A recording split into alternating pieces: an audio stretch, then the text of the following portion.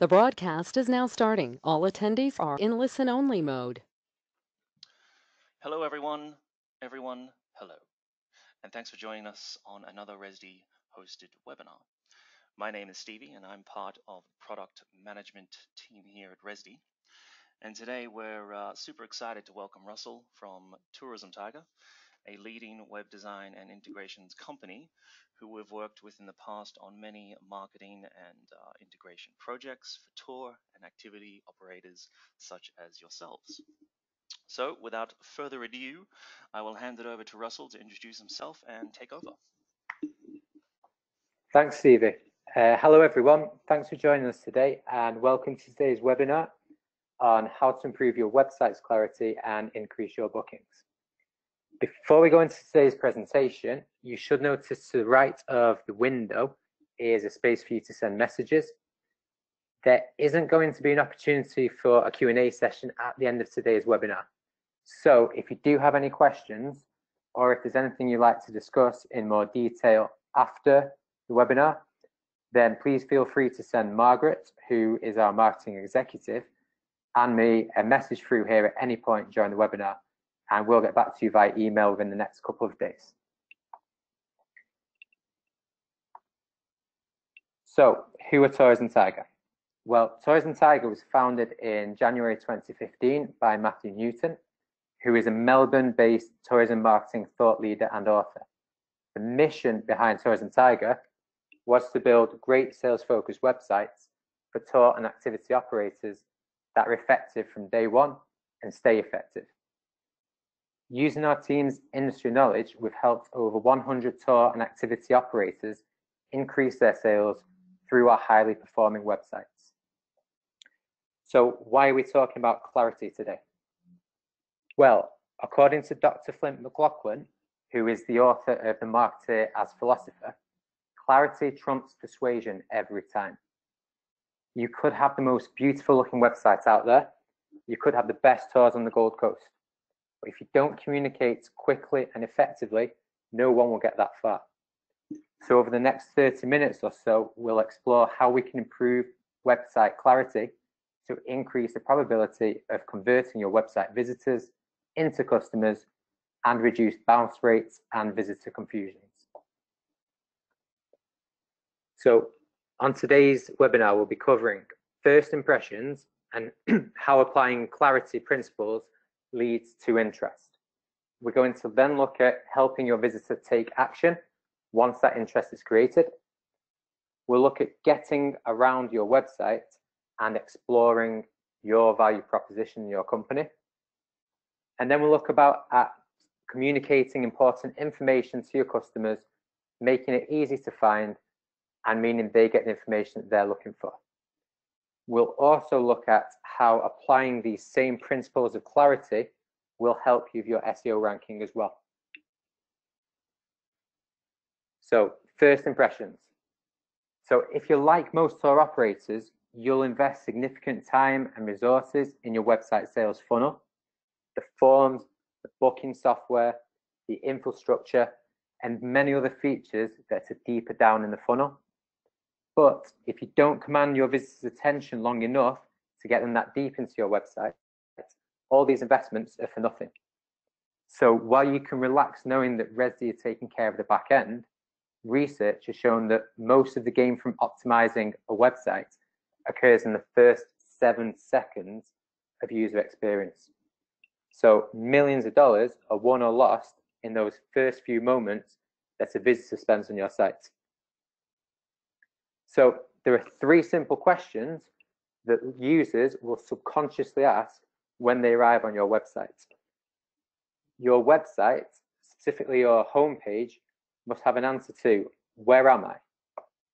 What can I do here? And why should I do it? Now, we're going to start off by concentrating on the first 2 questions. So where am I? So it seems like a simple question, yet there's so many websites that don't answer it. So I see so many tour operators trying to create their own versions of Mazda's Zoom Zoom campaign or McDonald's I'm loving it. the phrases that with no context, they mean nothing. And these people are hoping that it sticks. They're hoping that people will find their website and go, I'm loving it. Successful online marketing isn't that easy, especially when you don't have those companies' existing brand awareness or their billions of advertising dollars. So to understand why the question, where am I, can have such a profound effect on the success of your website, it's important to think like your visitor. It's likely they have no idea about your company and they don't have time to play games. So you need to earn that brand awareness. So we'll just start by thinking about how your prospective customer interacts with the physical world. So in the physical world, a visitor will come to your office or your location for the first time. They have all their senses at their disposal to understand more about you. They will have been using the senses throughout their journey to your door, unless they've been bundled into the back of a van. They will be able to see how you and your staff present themselves. They may see other operators nearby to compare you to. They can take in the views of Sydney Harbour. They can hear the type of music in the background. They can feel the seats in your vehicle, what material that's made out of, and even the smells in your environment. They also release different emotions. And these senses allow your visitor to orientate themselves subconsciously. We also have politeness to factor in. So when someone approaches you in person and they inquire about your tours, they almost feel they have this social obligation to choose you and to book.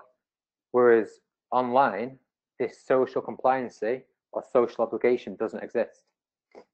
On top of that, due to having on a website welcome music being a huge turnoff, and when you actually enter and land on that website, we only actually have sites to engage the visitor, unless they're obviously visually impaired.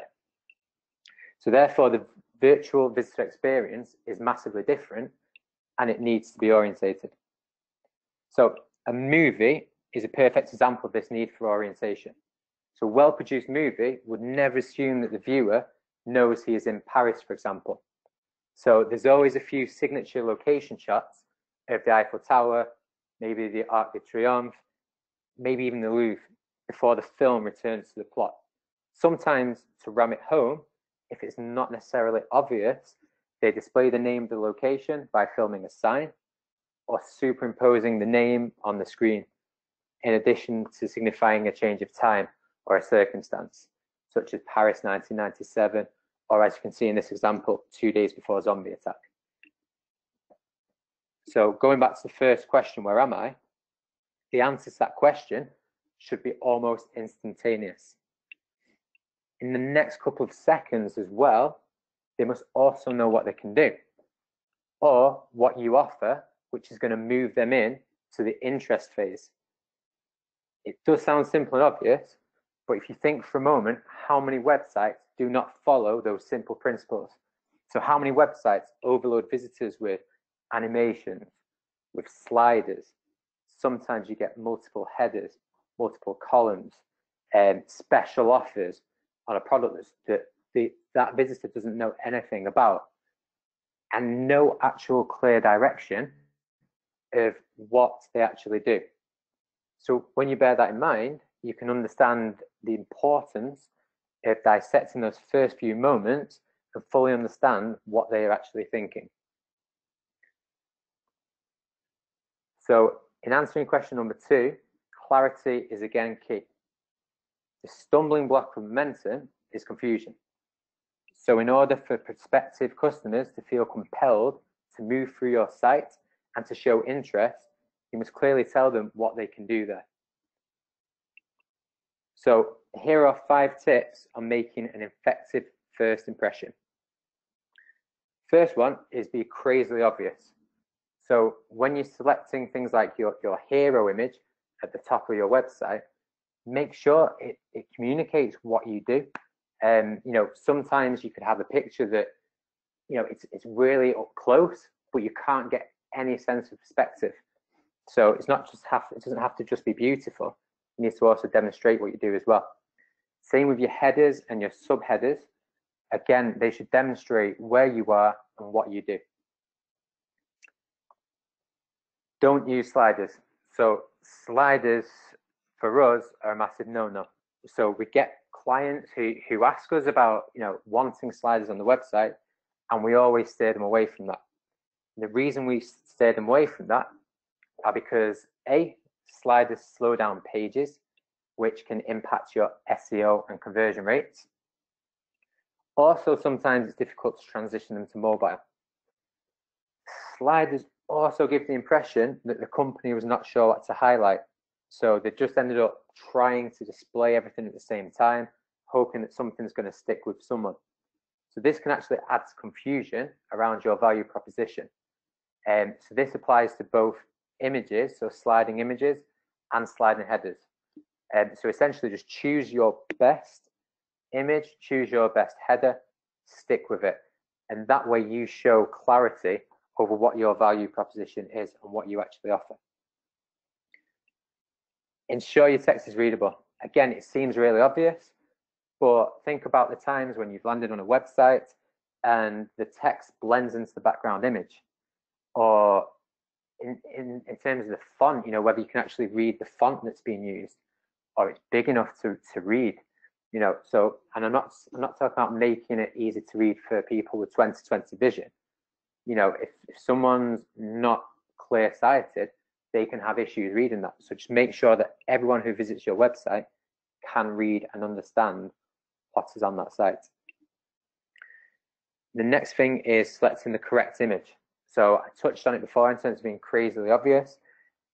Since 2015, tourism web design has had a strong focus on the hero area image. So that's the part of your homepage that appears above the fold. Around 90% of people on this webinar will probably have a hero image that dominates the homepage. And this is part of that clarity message. So if you can answer both question 1 and 2, where am I, what can I do here, through that hero image, then all the better. And if you remember the old saying, you probably all heard it a million times, that a picture tells 1,000 words. Think how many words you can communicate by replacing the image with a dynamic video or a majestic video, depending on the style of your tour. Again, you can get that emotion across a lot easier that way. Now, there is debate over using video in hero areas. Once again, a bit like the sliders, due to page loading speed. At Tourism Tiger, what we do is, if a client has a great video, we load it over a fast internet connection on a desktop or a laptop. And then if someone's accessing the website on a mobile device or on a poor internet connection, an image loads instead. So that way we ensure that the user can immerse themselves as much as possible in that experience as soon as they land on that website.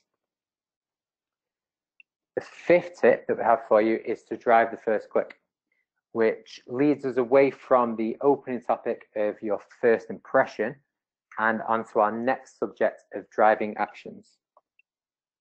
So in terms of actions and clicks, what clicks do we need to drive? So 70% of people, and I'm sure Rezdy have told you this, but around 70% of people book on either their second, third, fourth, or even 5th visit to your website. So we need to reduce friction and be really clear how to book once you return to the site. Book now buttons in the menu bar, where possible, are therefore a must. So A to B testing shows that websites with a book now call to action in the menu increase conversion. And due to what we call the phenomenon of menu blindness, where some people just, I don't know what it is, but some people just don't look towards the menu, they don't see the menu. And it's something we picked up when we've studied our websites using heat maps, and people just scroll through the website to navigate that way. So they need the option to skip the process and book straight away through the homepage too. Now, repeat visitors tend to only be around 30% of overall traffic. So what about the other 70%? Are they likely to click book now as soon as they land? Probably not. Some people might say, obviously not. These people need a driver too. Okay, so this click driver needs to be really clear. So when it comes to driving actions, don't rely on the menu. So not everyone will navigate using the menu. So make sure they can navigate using that home page. Align your goal with the visitor's goal. So think about where the majority of your visitors want to go and what you therefore want to do, or where you therefore want to send them. Make it stand out as well. So we generally shy away from having opaque buttons, and we use contrasting colors as much as we can to make that call to action really stand out and really pop out the page. Something we've recently started doing is having a gentle pulse on these buttons as well. So every 5 seconds, that button gets a little bit bigger and smaller again, like a beating heart. And again, that is to draw attention to those buttons and make it obvious where to click.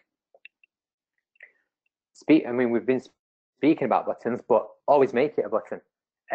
Again, so a trend that used to happen quite a lot was you would have hyperlinked text, or you would have hyperlinked images, which aren't necessarily clear. So just always be stupidly obvious when you're driving a click, when you're driving an action from your website visitors. Instructive beats passive. So buttons that say, for example, our tours, have a lower click-through rate than view tours. So always give that instruction, make that button have an explicit instruction. We would recommend when you're choosing that instruction to use A to B testing where possible. So then you can work out what the best instruction is for your website. Alongside the option for the new visitor, always give the option to either book or inquire now. Again, catering to those two types of visitors, your first timers and your repeat visitors. So let's look at a couple of examples that combine the first impression and the first click. So this first example, if we take menu blindness into account, so let's just ignore the menu. I have no idea where these guys are. I don't know what they do. I don't know what they want me to do. The photo itself is quite generic. It doesn't appeal to me. I don't know what it would actually be appealing to. And there's no call to action either. If this was me and I was looking for a tour, if I Google something landed on this page, I just go somewhere else. It doesn't stand out to me. It doesn't grab my attention. Again, keeping menu blindness into account. First impressions of this website, we've got a nice picture of elephants, but I've not got much idea about how that relates to me or this company either. I don't know where they are. I don't know what they do. I mean, we can assume they're in Africa, but Africa's a huge continent. So where in Africa? It could even be a zoo. The headers are generic. Adventurers out there, always stay on your toes. You'll be amazed by what you see. And the subheader disappears into the image. Also, the call to action they've got there, it's opaque. It looks camouflaged. Maybe it's trying to get a better view of the elephants. I don't know. So yeah, there's a lot missing in terms of the headers and the call to action. The image is nice. They could use a long distance shot as well, so they could capture the tourists and show what kind of vehicles that they've got, or even showing people that I might identify with and think if they're going on this tour is for me. So yeah, better than the last couple. Again, ignoring the menu on this one, bit similar to the previous one. They've made the same mistakes with a generic language. Again, it's an animal close-up. I've got no idea where I am. I don't know what I can do. The call to action is visible. It's more visible than the last one. But in this case, I have no idea what starting your journey actually means. So yeah, so this is a website that we've built, that we designed. I don't need to tell you where they're based or what they offer.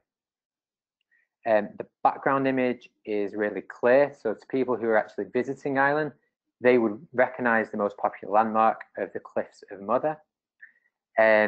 We, unfortunately, we had to integrate this website to a booking software that doesn't allow a general book now option like Rezdy does.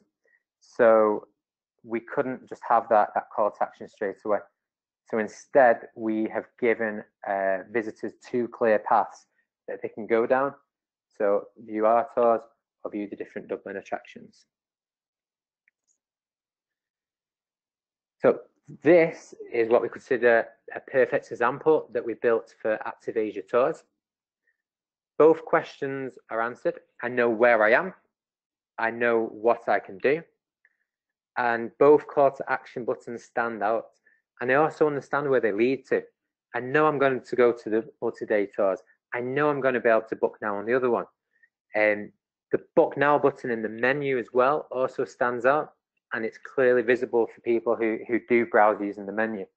So again, you can see there how it looks like a button in itself. And again, it's just making it really clear for people who are revisiting the website. So we've covered, looking at these websites, we've covered the first 2 sections of today's webinar. So we've looked at first impressions, and we've looked at driving that first click as well. So now we'll look at getting about and navigating the website. So like I mentioned earlier, we've identified 2 types of website visitors. So you've got your page navigators who like to scroll down through the website, and we have menu navigators who will look to the top straight away. So page navigators will either try to click everything on a page, or they'll rely strongly on you to guide them throughout that page. Now, this is a section from a website based in Uganda. Now, the pictures on there look pretty cool. It gives me all the basic information that I'd want. So I can see there the duration, I can see the price, I can see some inclusions, and I've got the titles as well. But the call to action of a greater than sign isn't necessarily obvious. So I don't know where that leads to. Some people might not even recognize it's being clickable. It looks like it could be a slider, like we were mentioning before. On top of that, on this example, it was the only way that we can click through this website. So the operator could make the whole content card click through to make it easier to understand where to click. And they could even add a call to action of read more or more info, or something along those lines. That would come down to click through A to B testing. And again, what you could do on this website is we can apply heat maps. So a heat map, which I touched on before, it will essentially show how your website visitors interact with your page. So you can see where they're clicking, where they're trying to click, where they're moving their mouse. And it gives you a better understanding of how people are interacting with the site and whether your site is intuitive. So this slide is from a website that we built in Darwin, and again with Rezdy integration.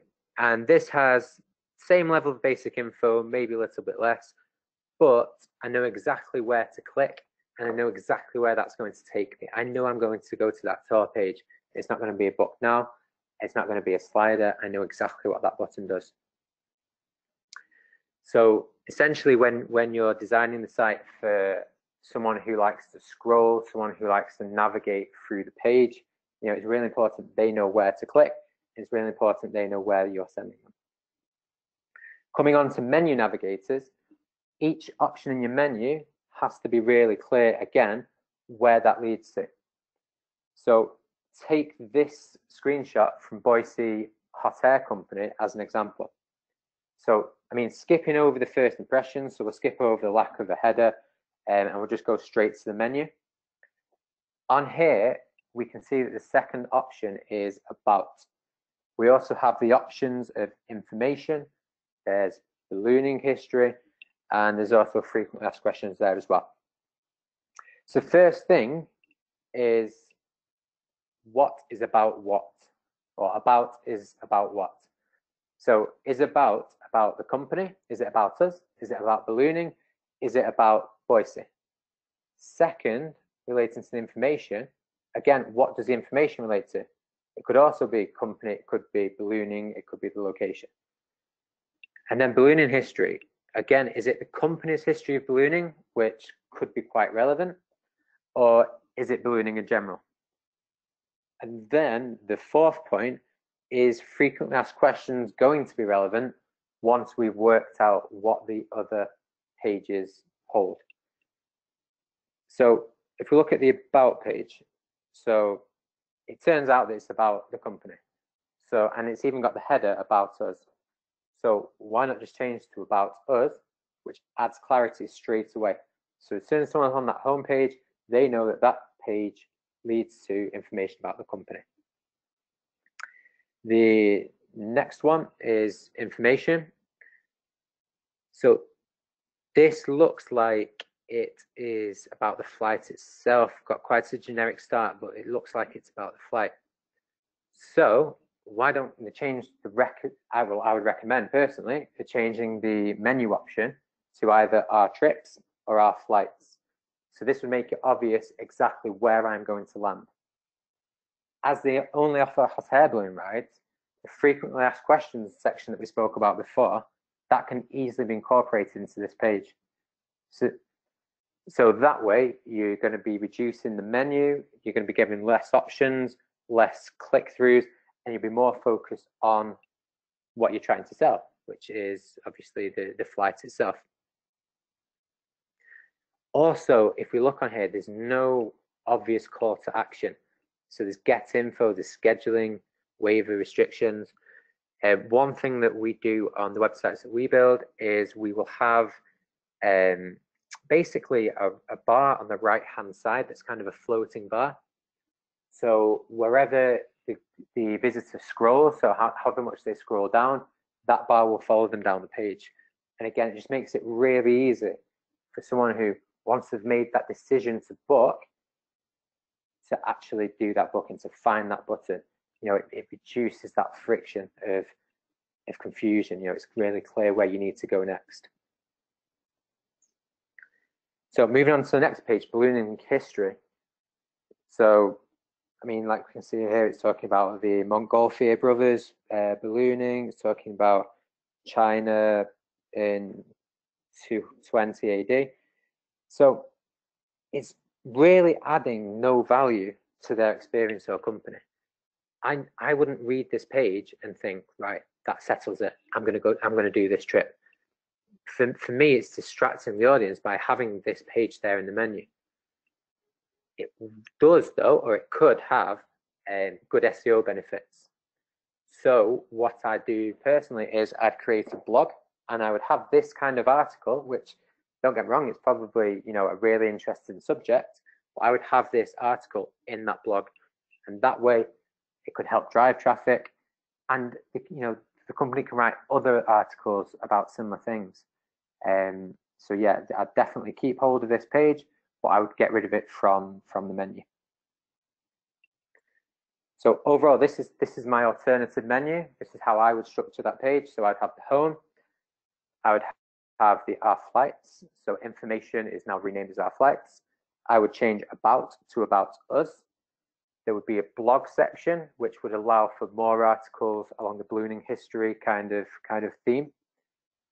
Contact us, stay the same, and a book now. So pulling that book now into that menu, again, making it really easy for people to book no matter where they are. And get it. In this situation, I would get rid of frequently asked questions, since it is just one flight that they offer. If it was multi-flights, I would probably have that information in one place, but also bring parts of that information into the relevant tours as well. So to summarize, I would, so when we're talking about getting about and navigation, anticipate potential confusions that might occur due to language, so about rather than about us, about ballooning, etc. Make it really obvious where each link will send your visitor. Monitor your site clicks using heat maps to find out where customers try to click or where they just aren't clicking. So maybe you think they should click somewhere and they're not, and you find out that they don't. And apply KISS. So keep it simple, stupid.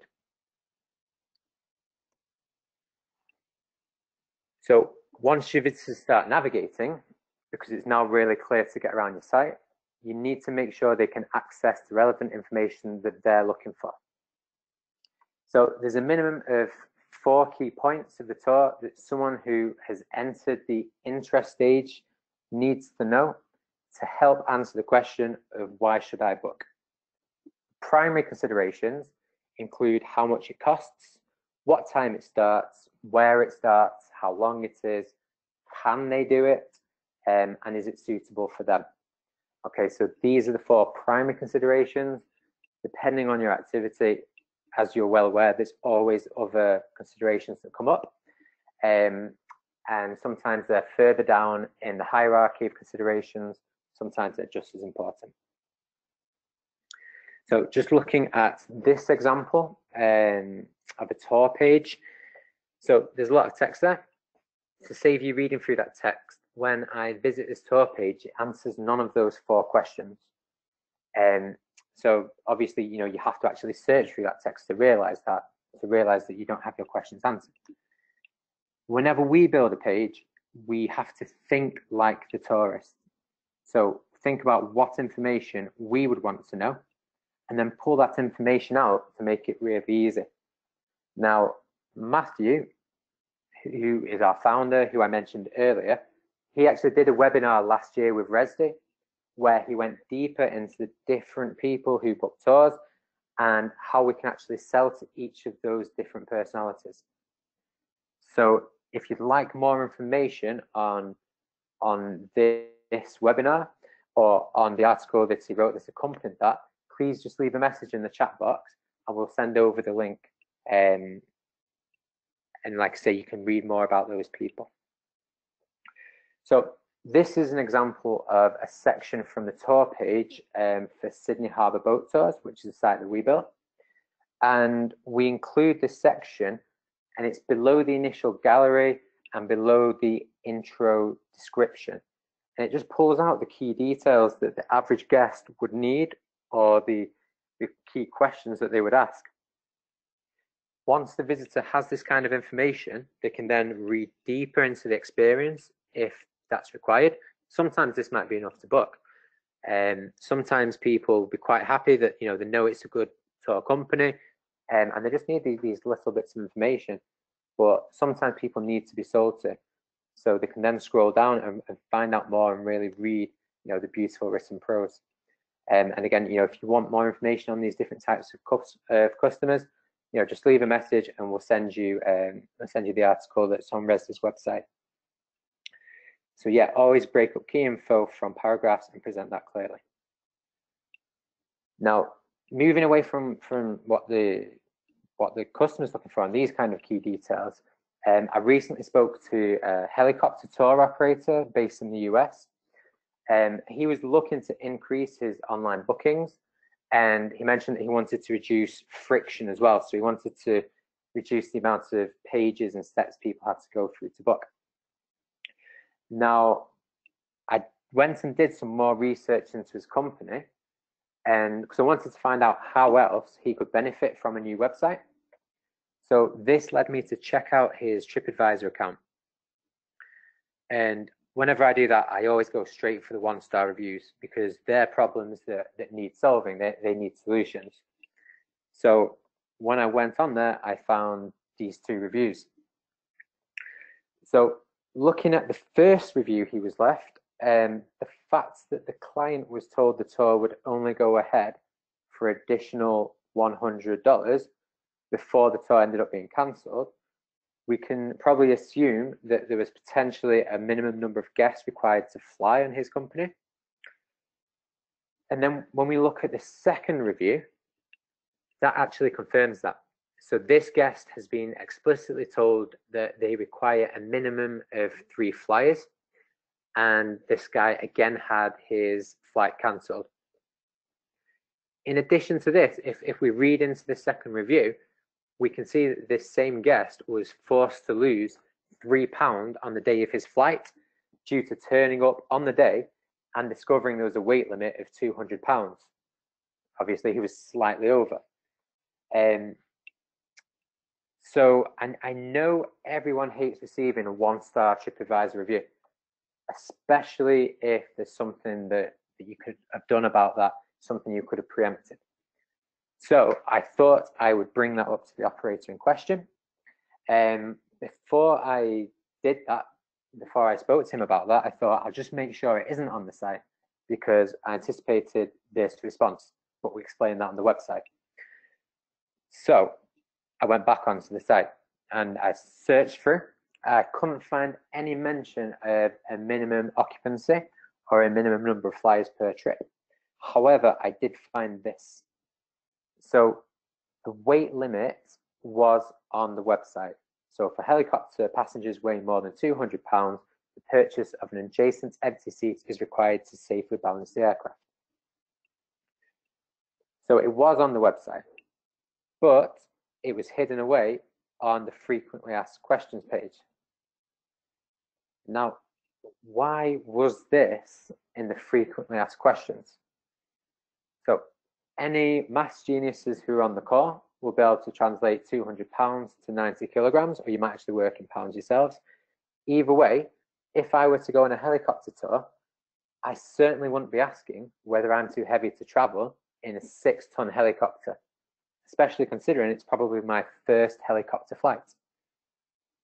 It's not intuitive to hide this kind of information in the frequently asked questions. This should be clear in the sales funnel, specifically on the tour pages, specifically the pages that the majority of your customers, the majority of your site visitors will be visiting. So this is from a website we built for a different, so I want to make this clear, this is a different helicopter company in the States. This is Hangar 21. Now, we included this section in each of their tour pages, in addition to the frequently asked questions section we included, because we deemed some of this information too important to miss. As you're aware, one negative review has more impact on your business than selling one more ticket. And customers, they're grateful to know this up front. If this guy had gone onto the website and he'd seen there was a weight limit, he might have been happy to pay that extra. But the fact that, he felt it was kept from him, just led to a bad customer experience and a bad review. So, making sure that this information is up front, it's easy to find. Hangar 21, incidentally, they also only allow minimum 2 tickets to be bought per transaction. So they actually only cancel due to weather conditions. So again, it's just preempting that kind of issue that these clients have faced. So in terms of presenting important information, so always answer essential frequently asked questions and frequently unasked questions within tour pages where possible. In addition to, if you do have a frequently asked section, I'm not saying don't have it, but make sure that the information that is important is found elsewhere on the website. And draw attention to important information. So, like we just mentioned there, make sure that people can find this really easy. If more information is required, such as we did on Sydney Harbour Boat, so we gave the address, but we also had more information, which led to a map. So, link to more information. Some people might need that information. Again, coming back to the different customers we've identified, we might have someone who we call a questioning Quentin, someone who wants to know every bit of information. So, if you can't include all the info, make sure they can find that info. And to assume that someone would ask this kind of question, or to assume someone can easily find the information, as the saying goes, it just makes an ass out of you and me. So never hide anything. So SEO ranking. So on the last section, SEO, I know it's a major concern for a lot of people to speak to, especially in highly competitive regions. If you don't have the budget to pay an SEO specialist, then these are a couple of tips on how applying the same clarity principles to your website can help your SEO ranking as well. So treat Google as you would a website visitor. Again, like we mentioned before, a tagline or a header such as "making your dreams come true" won't help you with Google. So avoid wishy-washy language and instead be very clear. So tell Google who you are, where you are, what you offer. Okay, so where you are, what you offer, as well as who you are. And as Google is essentially recommending you to people, understand who these people are and what they're searching for. So, for example, I spoke to a company in Aruba who were offering horse riding experiences. Now, the text on their website said horse riding everywhere, which is fine if you're from Australia, if you're from New Zealand, or if you're from the UK, because we all know how to ride a horse. Now, our American cousins, bless them, they need to know where to sit on a horse. So if we check out the latest available visitor numbers to Aruba, we see there's nearly 10 times more visitors from the US compared to the rest of the English-speaking world. So we can guess that these guys would be searching horseback riding in Aruba on Google. Now, using a keyword search tool, we can see that the search volume for horseback riding, as opposed to horseback riding, is 1,300, and there's only 110 for horse riding. So we can see that there under the search header. That means there's therefore over 10 times more value in targeting the US market than the rest of the English-speaking world. So essentially, what these guys need to do is they need to rewrite the content of their website to target this market, to actually speak the language of the people who are booking their tours. By the way, if there are any Americans in here, I am only joking. You guys are that good at riding horses. I know sitting on the back of the horse is only one of many options for you, so don't hold it against me. So in terms of SEO clarity, so again, you're applying those main principles. Make sure that your meta titles are really clear. So here's an example of a meta title: Tourism Tiger, web design for tourism and travel website. So there's our name, and there's who we are and what we do. Your H1 header. So when we're talking about headers, your H1 is your main header, and that should be the first text on your homepage, and that should carry that message, and then it should be followed by your subheader or your H2 header. Again, both of these should explain where you are and what you do. The body of your text should be clear. Original content containing the keywords that you're targeting, and it should make sense to both your site visitor and search engines. So there was a trend a couple of years ago of keyword dumping. Like Google's not stupid. Google can read that text. So again, just making sure that it's understandable to both your visitor and search engines. If you try and cheat, you end up getting punished. Page looks. So you can see a page look here, and they should contain the relevant long tail keywords that are relevant to that page. Again, I see, just tabs that say tours. If you offer a tour to, say, the Blue Mountain tour, really make it clear exactly where that's to. And again, make sure that you're finding out what words people are talking about and, what language people are using when they're searching. Photos, so they should be saved and uploaded to the website with relevant names rather than a generic mix of numbers and letters. And this enables Google to read the content. So it's descriptive of that picture. Again, if you right click on a photo and save it on a website, a lot of the time that photo is called, PJ7426JX.jpg. Again, Google's not going to be able to read this. So whatever you can, add clarity. Just add as much clarity as you can to that website. And always, again, based on around the clarity, always upload text separate from an image to make it readable by search engines. So that text should be HTML, and then you also have the image underneath that text in the case of a hero area. Never have that text part of the image. As well as it being unreadable, it will look weird when it's resized and put on different devices. So that's us going through all the 5 different points on this webinar. So we've looked at creating effective first impressions and how clarity enables you to do that. Helping your visitors take action by providing clear buttons and clear calls to action throughout the site.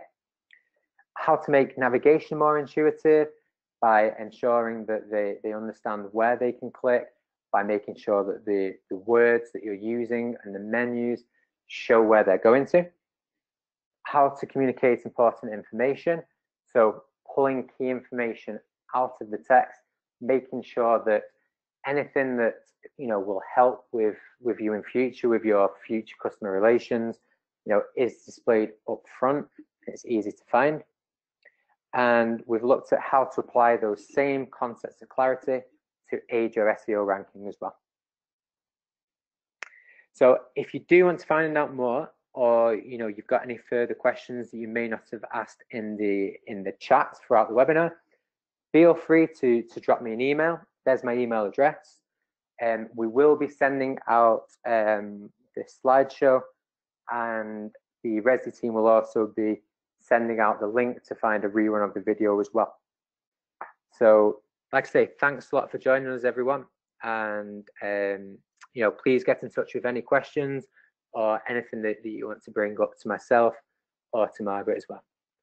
Thanks a lot.